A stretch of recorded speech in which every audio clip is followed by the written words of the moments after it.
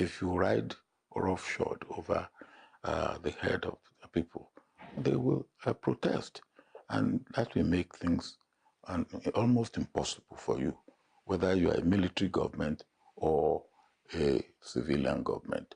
And if you still ask me for the type of society we have, you still have to consult, you have to carry communities along, you have to carry people along.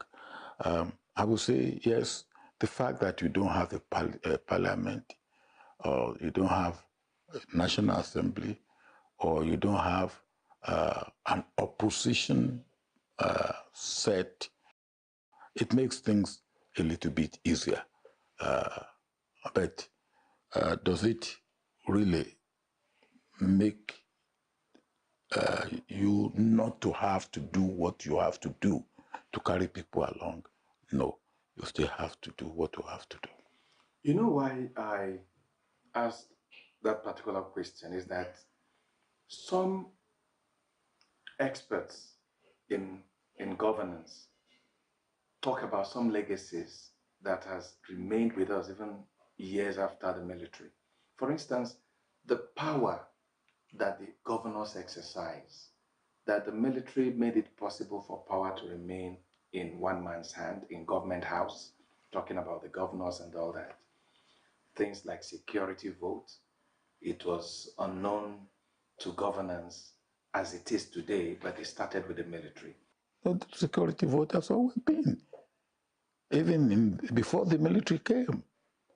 Now, it probably was not abused, but it has always been. The security vote has always been.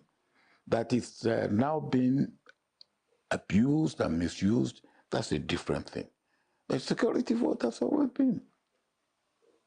So, and it probably not as large. The security vote has always, but it has always been. So if you want to complain about security vote, yes, what is it used for? Who determines what it is? It's for security, but now it has been, in my time as military head of state, security vote is security vote. That's always been.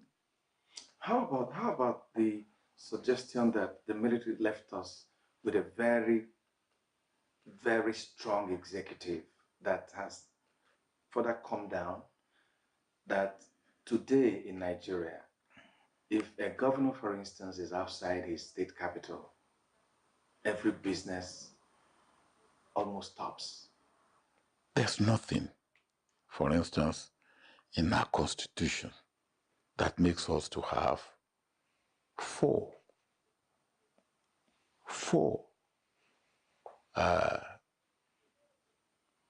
military head of state paraphernalia at the National Center.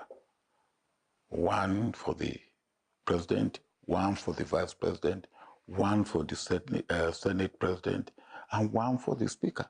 Nothing. Nothing. When I was military head of state, we did not have how many cars? We probably have two.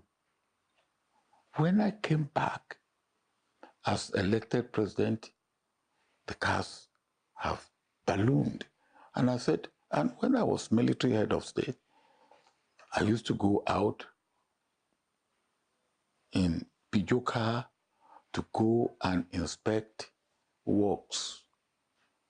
And I will have one